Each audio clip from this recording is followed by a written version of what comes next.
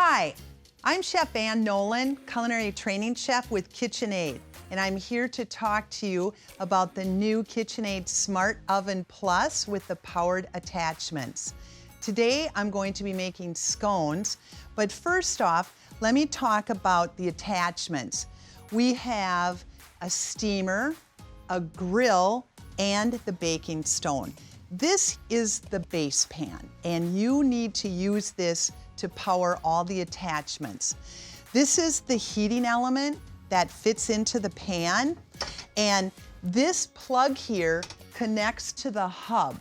And I know when you hear hub, you're thinking, oh, attachments, our KitchenAid stand mixer, we have all those attachments and you can do so many different recipes. So that's why we decided, why don't we put these attachments in the oven so you can do so many more things with it. Let me put this in the oven first before we get started. I'm gonna pull out the rack here. This is specially designed for the pan. And I'll put this in.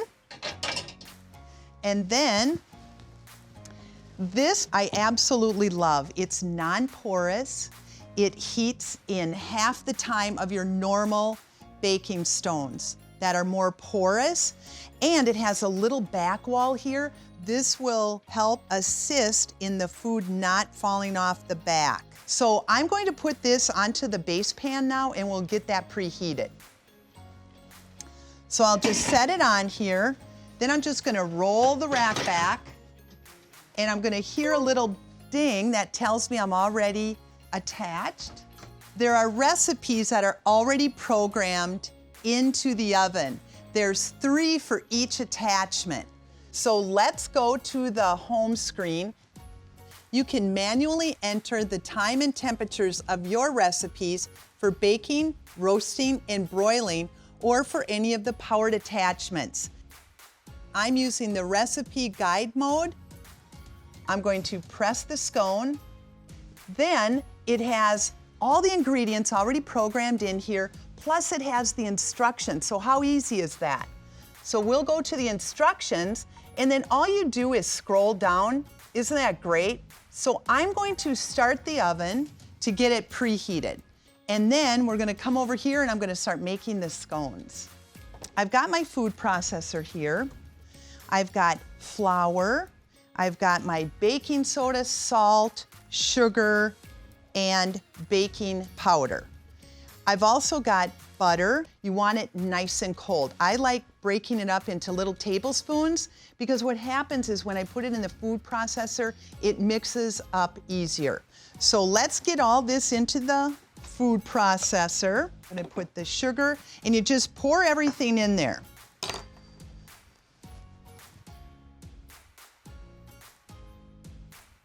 Then I'm just going to pulse it. All right, now I'm gonna put my butter in here, and then I'm going to put that on high.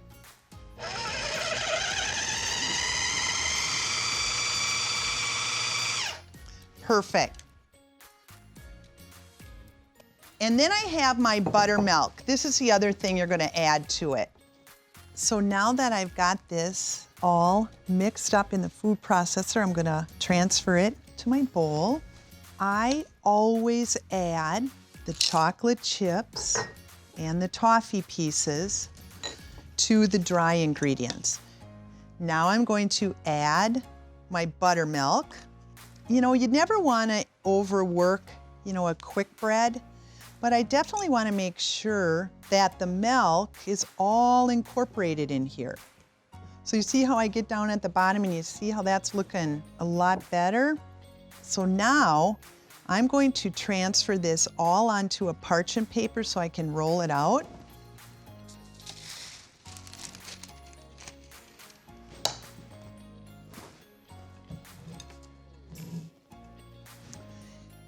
Now I know it looks really loose, so I'm just going to press this all together. You see how that's coming together? You can do it 2 ways. I can either use my rolling pin here, or just go ahead and use your hands. And I kind of press against my other hand while I'm doing this. And then it just makes a nice wall on the side. So now all I'm going to do, I'm going to take my bench knife, I'm going to cut it in half, and then I'll just do it in thirds. If they're not perfectly cut into pie pieces, do not stress. So let's move this out a little bit. Perfect. This bench knife is really helpful. You see how I can just move things out a little bit, but it gets underneath the dough without breaking anything up. Okay, so now these are ready, and now I'm just gonna add my egg wash. Just kind of drizzle on top, and I'll show you how easy it is then to spread it out. So you see, isn't that nice? You don't have to put a lot because we like them to be gorgeous. All right, and then the last thing I'm going to do is I add my sugar. And this is a finishing sugar that you can get in the store, and it doesn't melt, so it gives it a really pretty, glittery, sparkly look.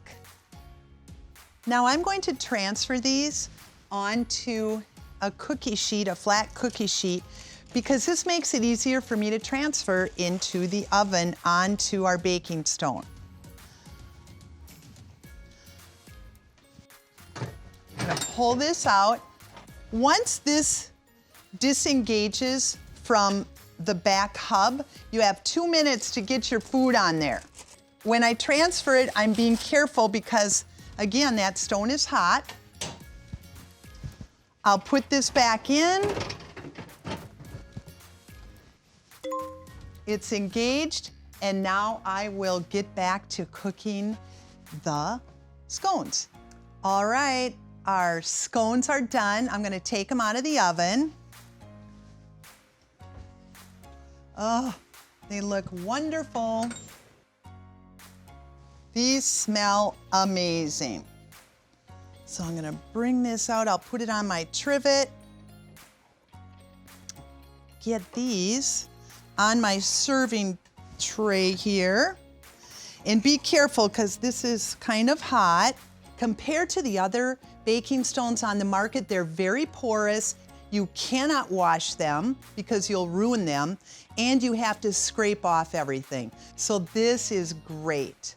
And remember, if you want to get any of these recipes, download the Yummly app, all right?